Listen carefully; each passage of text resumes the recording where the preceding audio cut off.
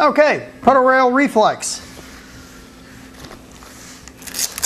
Now, the common question we're going to get now is what's the biggest difference between the Rail Reflex and the basic rail? Now, the unboxing, this is the case that comes with the Rail Reflex is basically almost the same case that comes with the DM. Okay, you got the lube in there, you got the tools. It's not the fancy toolkit, it's just the Allen keys, but it's enough to get by. You also have the manual, comes with a little pack of O-rings, and comes with the barrel sock, warranty card, and stuff like that. Nice little case for you to store your marker in. Good stuff.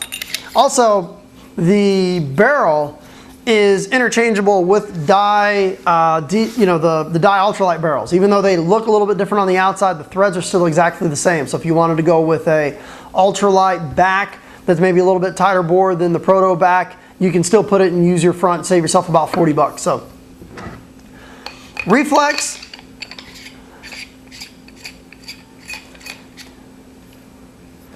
Biggest thing, probably about the biggest thing, the difference between the Reflex and the standard rail is going to be the cosmetics. The Reflex has got a little bit more aggressive lines.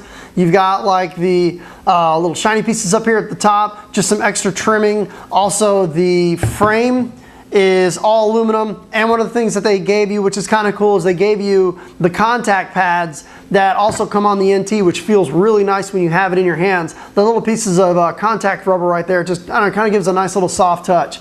Also, you get a nice clamping feed neck, 2-piece 14-inch barrel, and the same on-off ASA that used to be on the DM10s and prior and stuff like that. Let's go ahead and bring the camera in a little bit closer. We're going to weigh it, and we're going to take it apart. Okay, now let's go ahead and take it apart.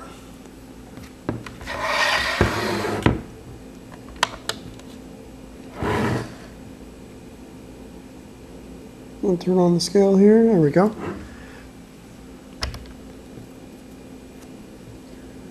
Okay, and as you can see, a little bit of aluminum definitely adds a lot to the weight. So 2 pounds, 3.8 ounces. 2 pounds, 3.8 ounces. So definitely a couple ounces heavier than the original rail. Let's go ahead and take the bolt apart. Now, the reason why I'm not taking apart the Hyper 3 is not because I don't know how. A lot of people have complained that my videos are a little too long, so I'm trying to shorten the time as much as I can. If you have a Hyper 3 regulator and you would like to see how to take it apart, search on the YouTube channel Hyper 3 maintenance video, and you'll see how to take it apart. It's very simple. What you do is just basically slide this part down, grab this with a pair of pliers, take the big Allen key, I believe it's the 3/8, you can pop the top cap off, out comes the piston, lube it, put it back together, and very simple. So, let's go ahead and remove the 2-piece barrel.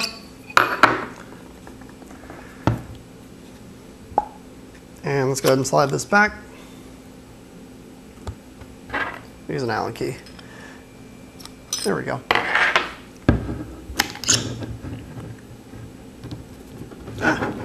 Put this and get this out.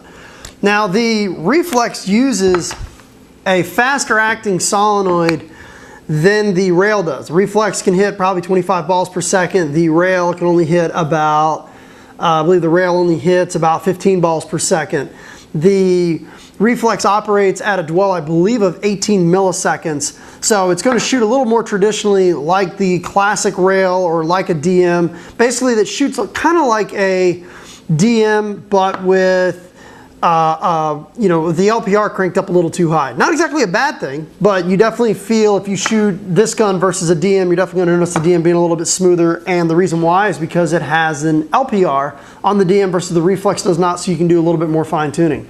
But as you can see here, is basically the same bolt that we saw, basically almost identical to the same bolt that we saw in the rail.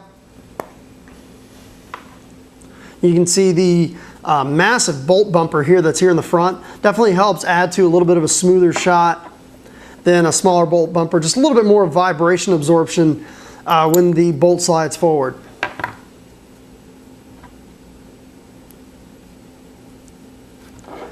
There we go. We'll put this back together again. Now, if you happen to break paint, how you remove the eyes is just take your fingers, put it inside here, and out comes the eye pipe. Very simple. Now at the bottom of the eye pipe there is an indexing ring here, or an indexing notch, and obviously as you can see here the balls come in through the top here, so you just kind of put it on your fingertip wiggle it around a little bit, and it'll go in. Sometimes you need to use your other finger to help kind of guide it in. There we go. And the eye pipe is back in. We'll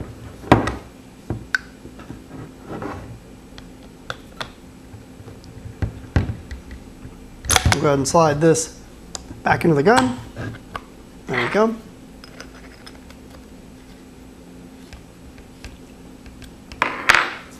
Okay. And that's how you basically take it apart. You want to check out how to take apart the Hyper 3, just go check out the Hyper 3 maintenance video.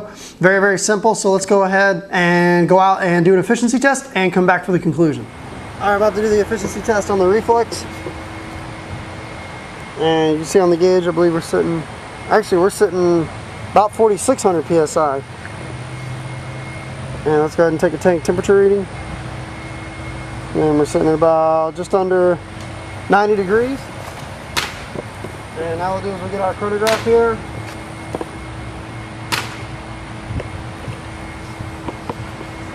Load up our first pod.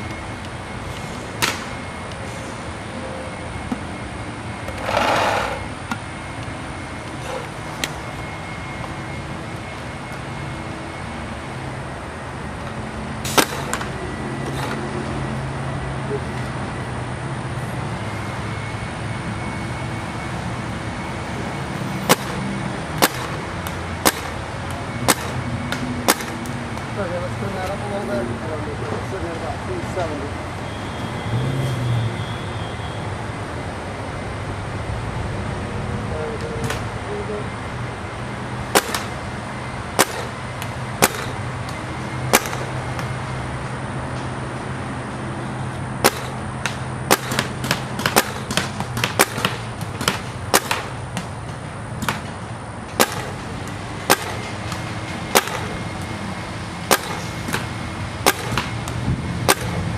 All right, sweet. There you go.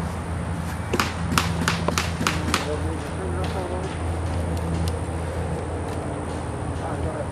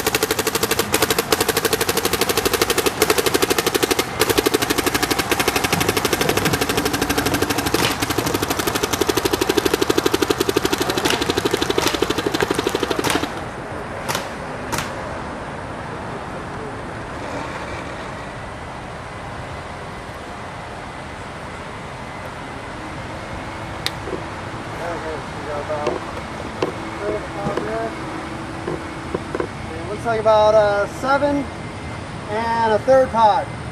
Thank you. Okay, so let's go ahead and wrap up the Reflex rail. I think this gun is priced exactly where it should be at. Okay, $500 is exactly where this gun should be priced at. You've got the packaging, you got the supportive die, you got the eye pipe in here, so you get a little bits of technology here and there of more expensive guns, which is always really nice when you're looking for a mid-priced gun. You know, you got the ultralight frame, which a lot of people really like. You've also got the Hyper 3 regulator, which is proven to work on the NT and also on the DM11. You got the two-piece barrel that the threads are interchangeable with the ultralight barrel, and also you've got a nice clamping feed neck, basically the same clamping feed neck that comes on the DM11 and also on the NT. But this gun is priced exactly where it should be at. It is worth $500. It shoots like $500. It is priced exactly where it should be at. I love the little detailed trimmings here with the chrome on the top and stuff like that. I definitely really like this little contact pad. One of the things I really like about the NT is those rubber contact pads. They just seem to feel really nice in your hands when you're out there playing. But the gun's a little bit heavy, a little on the heavier side, especially for not having the LPR on here like the DM does. It still weighs up there. It's got DM weight. But one thing I noticed when I was out there on the field is it does seem to shoot a little softer than the previous rails. Previous rails tend to hit pretty hard. I don't know if it's just a combination of maybe a little extra airflow inside here, how they designed it. Maybe most likely it's the bumper on the front of the bolt, that huge bumper that's on the front of the bolt. But I definitely noticed a lot less vibration with this Reflex over previous rails that I've shot in the past. It's a little bit smoother, not a lot. Still shoots like a DM with the LPR cranked up a little too high, but it definitely does feel a little bit softer. I don't know necessarily in terms of kick, but you definitely notice a lot less vibration shooting this versus shooting the previous years like the PMR 2010 and stuff like that. I also like that they raised the regulator a little closer to the body as opposed to on the previous, the old PMRs had that little little stem of metal sticking down. I like it's, definitely feels kind of like how the Victory's got that short reg. That's what it feels like in the hands. But they're a good shooting gun. I mean, I tell you what, if you've always been drooling over a DM, never quite had the money, the over $1,000 that it cost to buy a DM, I'd pick up the Reflex round. I wouldn't even think twice about it. Shoots great.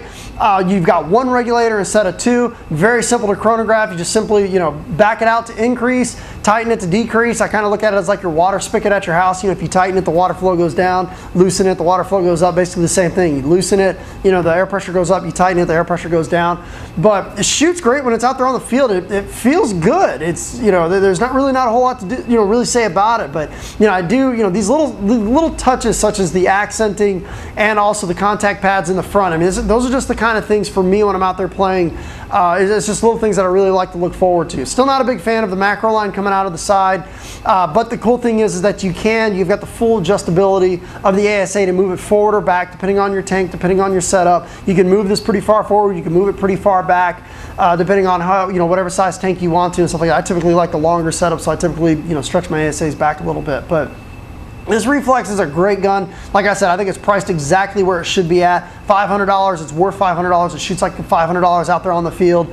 And I didn't have any broken paint with the gun. We shot about 5 cases through it, including the efficiency test, and it performed great the whole time we had it. So $500, definitely Reflex rail. This is a very, very good gun, and it's definitely going to put definitely goes right up there and competes against the E-Tech 3 in terms of a good $500 shooter. If you want a gun that's a little bit quieter, feels like a DM, go with the Reflex. You want the efficiency of the Poppet, go with the E-Tech 3. But for a spool valve gun for $500, this is a great deal. Thanks for tuning in.